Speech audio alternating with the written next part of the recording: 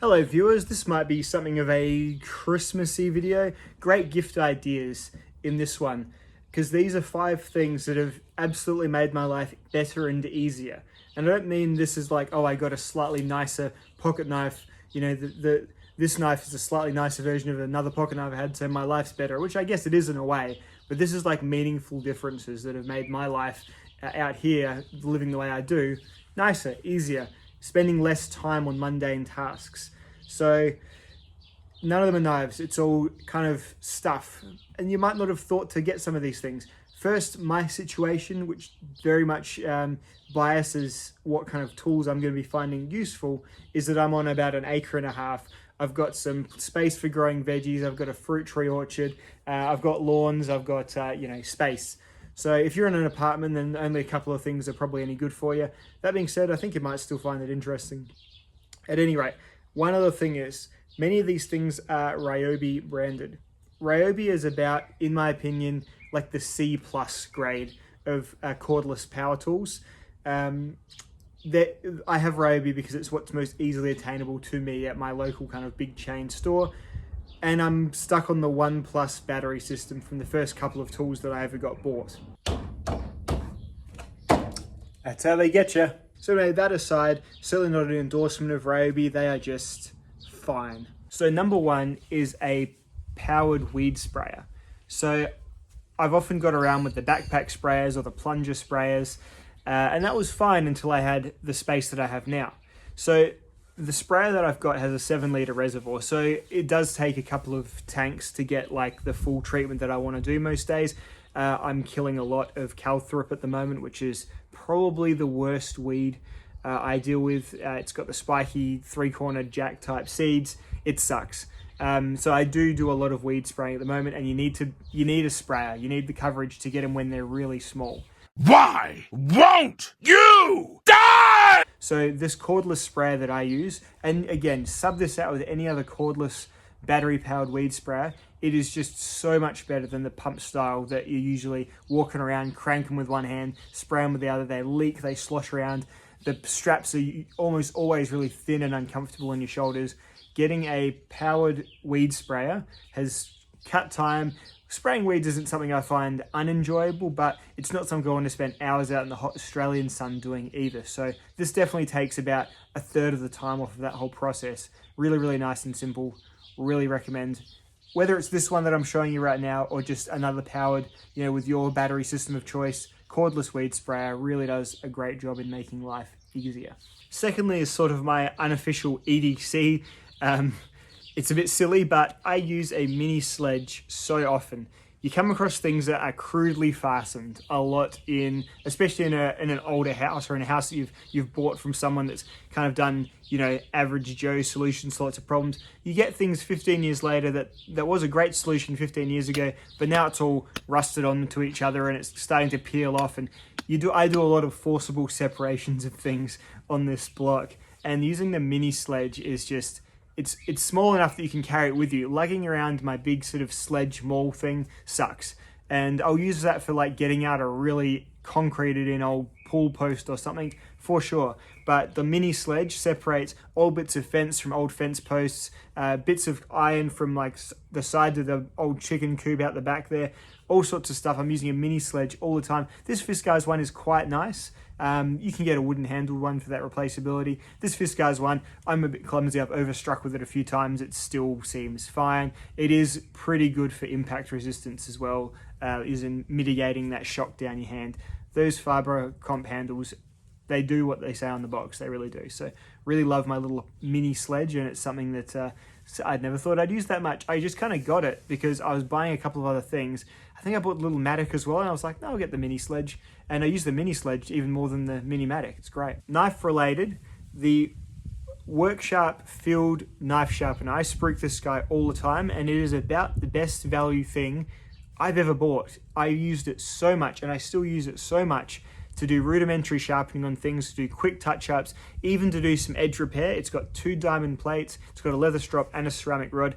I never really use a ceramic rod, but you may well. You can sharpen basically anything on it, and it definitely teaches you like the fundamentals of basic sharpening as well, using the guides. You you get the idea a bit about, oh, this is how it's supposed to happen. Whether you upgrade this into like a stone system or you upgrade it into like one of the really expensive angled systems, this is such a good starting point for anyone. I think every household should have something like this. You can touch up your kitchen knives. You know, people's kitchen knives, they let them get so bad before they either just throw them out or they send them off to get resharpened or whatever. You can touch up your own kitchen knives with this thing, and even if you're really bad at using it, you'll get your kitchen knives 20%, 30% better with it, and it's paid for itself. It's extended the life of whatever your kitchen knives are. This thing it's like $50, it's maybe 60 or 70 in Australia now. It is so good, and it's almost my favorite one of these things. A matic. Shovels get all the press. Shovels get all the babes and all the chicks. They love, you know, you go to a party and there's a shovel in the corner, all the girls are hanging around it. You know, it's telling some jokes that are kind of funny, but only really funny because the shovel's charismatic. The matic is the far superior digging tool to the shovel, in my opinion. I mean digging. I don't mean scooping. I mean for breaking ground, even for making big holes, the matic is where you start, and then the shovel is the support tool to the matic. This is how I operate anyway. I do use a post hole digger to get started on really dry, hydrophobic, shitty soil, but otherwise, a bit of a light soak, and then the matic gets everything going. It's the best. My matic is just a Cyclone branded. I generally get ones with the slimmer handles. Some matics have these massive chunky handles that are almost too hard to hold on to.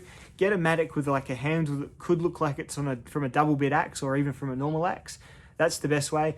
The plow tool on that one side of it I use so much, and even the rock breaking tool from time to time, you can use it to get started on really hard ground in the absence of a post hole digger or another form of starter.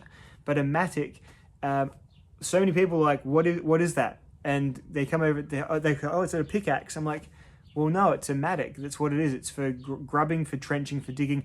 I've put in so many lines of irrigation in with my matic. It's the best. It keeps the water coming out cool so it doesn't burn the plants on the 50-degree Australian day where your black poly piping is at like 80 degrees and almost spitting out boiling water. It's an essential tool, and I've always loved matics. I've always advocated for the matic, and I continue to do so.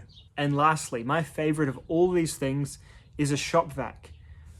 I say probably every time I use it, I say, why doesn't everyone have a shop vac for most of their stuff? I'm sure, you know, your nice Dysons, your Electroluxes, your vacuums for indoors, I mean, I suppose they pick up a little bit more dust if you want to make your house completely hypoallergenic or whatever, but they've got tiny tanks and all vacuums lose their suction. With a shop vac, you pay about a fifth of the price, even for a really quite good shop vac, to like a normal, you know, store-bought vacuum cleaner from like an electronics shop or something. And a shop vac does 80% of the jobs that a vacuum cleaner does, like a normal household vacuum cleaner, but it does about 3 times the amount of other stuff that you would always be kind of too scared to use your vacuum cleaner for. A wet-dry capacity on a shop vac has been a revolution for me. You get water pooling after a storm in weird places, you know, oh, my veranda's got a bit of a canter in the floor. I don't want water sitting there going off or like seeping through the concrete, wetting my cellar anymore, all that sort of stuff, getting into my foundations. The shop vac, it sucks up water. It's just, I'm not sure if underrated is the word, but I was not aware of how good shop vacs were until I started seeing the cleaners at like my workplace and other workplaces and shopping centers and things like that. They've all got shop vacs and they're professional cleaners. So why wouldn't everyone just have one for home? They're big and they're clunky, but they usually roll around really easily on wheels. They've usually got a huge, at least a 15-20 litre capacity to them.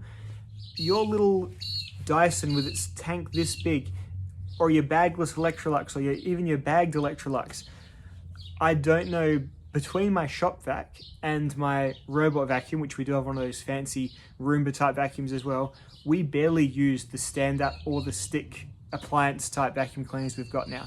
I'll take my shop vac down to my cellar and I'll use it to clean out the cellar dust. That, you know, my cellar's a dirt cellar, so it's constantly, well, it's a dirt and stone and mason cellar, but it's constantly oozing bits of dust and whatnot. It's an old cellar. I just take that down there, suck up all that manky old sodden dank dust. If I've had my dehumidifier on it, it's probably made it's made a tray of water to get out. You know what? It's a bucket with a sucker on it. what better way to get the water into that bucket than using a vacuum cleaner? Just suck that water out. As long as you change the filter, which is like a 1-second job. I don't know. I talk about shop vacs too often lately because they are so damn handy. Mine is good. I'm sure there's better ones out there than the Ryobi one. But at any rate, you can spend $200, right? And you can probably get an industrial grade shop vac. Mine's like a household grade at best, and still has come across nothing that it can't beat thoroughly. I've never had to change the filter on it yet. The water, I've only had to change the water filter on it because I accidentally tore it. So I bought a 3-pack of them for $9. The shop vac is where it's at, and I would almost say it's the most used of all of my powered tools. That's mainly my circumstance, but also you can use it inside. You can get the attachments for it and use them to detail your car. And I know you can do that with other vacuums as well, but shop vacs kind of have that universal, they're all about that wide. Most parts fit on most shop vacs. Get a shop vac. Get one for your dad. If your dad doesn't have a shop vac and he's got any kind of house, like any sort of home, he will find a use for his shop vac, I guarantee you. And he'll be saying the same shit that I'm always saying.